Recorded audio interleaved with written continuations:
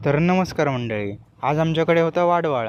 तर वाडवाळ म्हणतात तर प्रत्येक गावात राखणदार असतात, एका मानाचं कोंब दिवचू लागता, तेकाच वाडवाळ म्हणतात.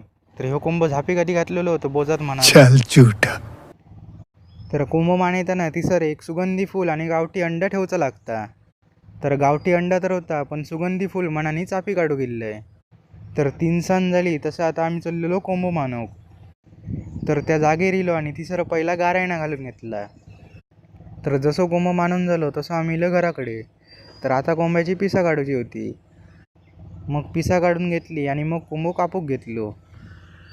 तर व्हिडिओ काय बनवूक गावा नाही होतो, एकतर व्हिडिओ बनव की मदत करू असा झालेला. म्हणून दुसऱ्याकडे मोबाईल देऊन मी बसलेले कोंब कापूक. तर जसं कोंब कापून झालं तसे आता हे बसलेलं त्याका बारीक करूक.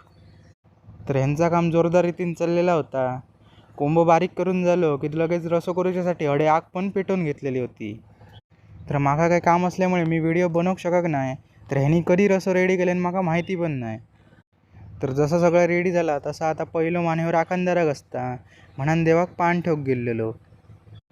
तिसर जाऊन पान ठेवला तसा मग गारायणा घातल्यानी आणि मग पाणी पण सोडल्यानी आणि मग इला आम्ही घराकडे. तर अवाटातली आता मंडळी जमलेली होती, तसा आता सगळ्यांका जेवूक घातला. तर थोड्या वेळानं माकाही भूक लागली तसं मी बसलेलो आता जेवूक. तर गावठी कोंबड्याचा रसो हे एक नंबरच लागतं, ह्याच्यात काही शंकाच नाही. तर माका वाटलं मीच शेवटचं जेवणार असोय, कारण आता ह्यांनी पानं पण उचलूक सुरू केलेल्यानी. तर पानं उचलून झाली तसं समजलं हे अजून जेवूचं होतं. तर हेका आता जेवून दे. तर तुम्ही जाता जाता लाईक शेअर सबस्क्राईब नक्की करा. धन्यवाद.